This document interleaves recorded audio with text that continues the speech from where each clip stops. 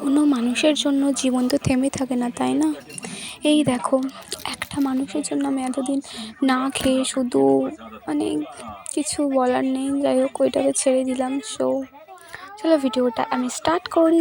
দেখো, তোমাদেরকে হাই করে দিলাম, তারপর তোমাদের দেখালাম যে যেই ম্যাগিটা আমি বানিয়েছিলাম ওইটা আমি এখন খাচ্ছি। আর আমি এখানে টিভি দেখতে দেখতে খাচ্ছিলাম শিনচ্যান। আর আমি শিনচ্যান দেখতে দেখতেই এখন ভয়েস ওভার করছি।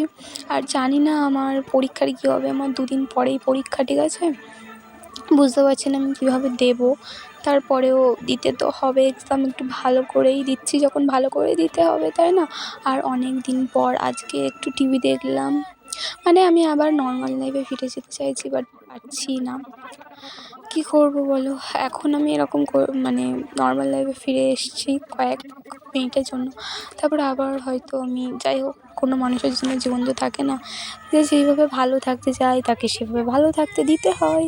ব্যাস, আমি চাই না আমার জন্য কারোর প্রবলেম হোক।